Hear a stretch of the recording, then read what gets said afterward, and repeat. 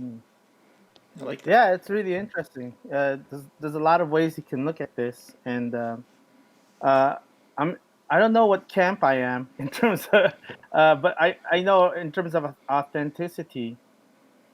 Um, I think about preservation, and I think about how can we make sure that the next generation sees this as something that's not just a stage act, but something a little bit more. Basically, what our ancestors intended for these dance rituals.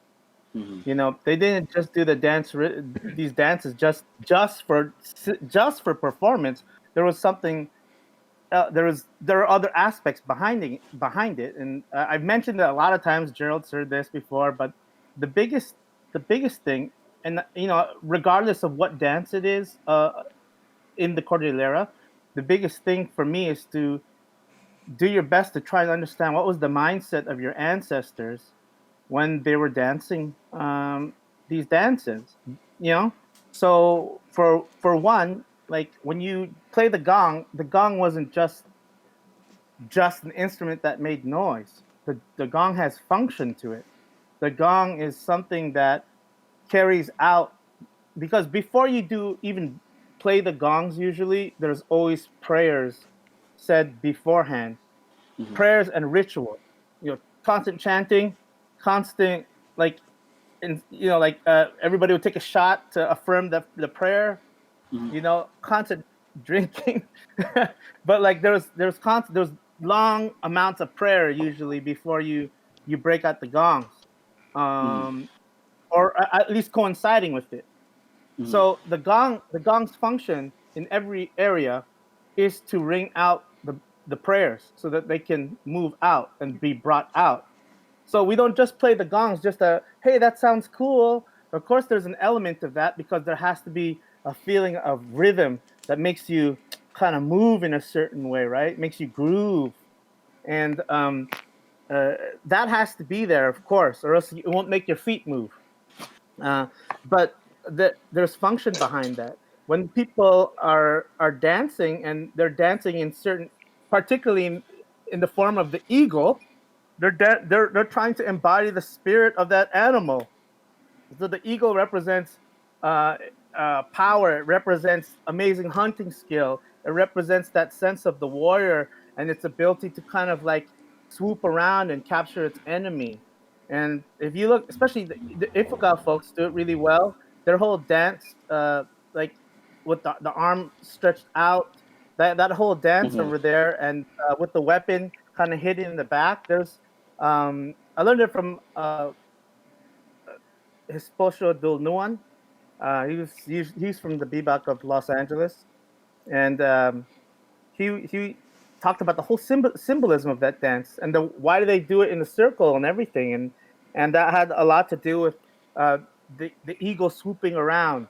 And then when you watch the Ifugo dances and they're lifting their leg and hopping, that's the Hmm. part when the eagle comes down and pick with the feet and grabs the fish or grabs its enemy and picks it Right. back up. And the snatches, yeah. That bouncing, right? That bouncing is the struggle of the eagle moving up, up, up, up.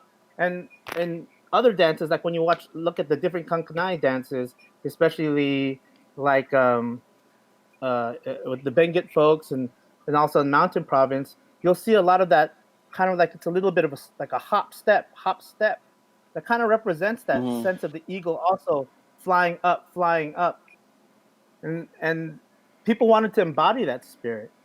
And there was a lot of different other animals that, especially like in Benguet, like they have that monkey dance, they have the frog fertility dance. There's like a lot of different dances with different animals. I know that in Ifugao they also have like alligator dance, and they're all Really? trying to, yeah, they're all trying to embody the spirit of certain animals. So I think what's important in terms of authenticity, um, is to kind of like research that, because one of the things that I have a little bit of a problem with is that folks these days,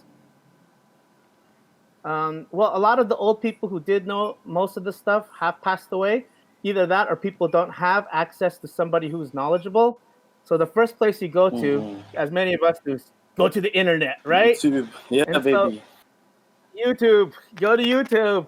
And so the first thing that folks do is they'll see, okay, what are the coolest moves, and then they'll end up watching Yeah. people who had Bobby. choreography that were trying to imitate us, but it's a completely different choreography with the wrong kind of rhythms. Maybe they'll use southern rhythms, southern like you know, rhythms from down south that like are completely different to ours, that move you in a different way. But they'll use those rhythms, especially like in those Filipino cultural nights in the universities. A lot of people, you know, they learn from the big dance troops that came from the Philippines, particularly the old Bayanihan dance troops and stuff. So a lot of the movements that came out of there were people trying were people who they weren't Igorot, but like they were imitating us. So a lot of them didn't actually refer to Igorots at that time because of whatever stigmas they had towards real Igorots. So they just kind of like made up their own dances. And the problem is that like when some Igorots who don't have any resources to learn, they'll go on YouTube, watch these dances, and then they'll include it in their choreography. And it's like, wow, we're doing the imitation of the people who are imitating us or trying to.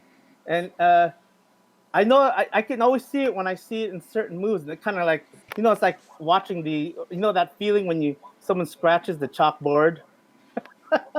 It makes you go, oh damn, okay, somebody was watching YouTube, like in somebody's Filipino cultural night, you know. And so I just think, particularly for us Igorots, we have to just do our best to try and uh, speak to as many elders who know, and all those folks who have embedded themselves in traditional indigenous dance, and especially particularly Igorot dances, and try their best to learn from them.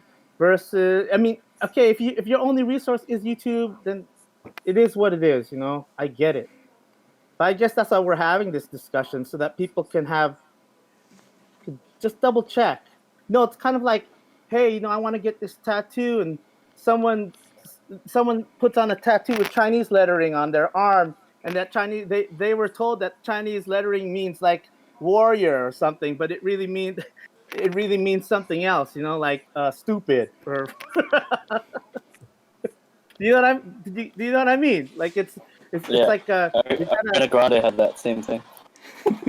what? She really did?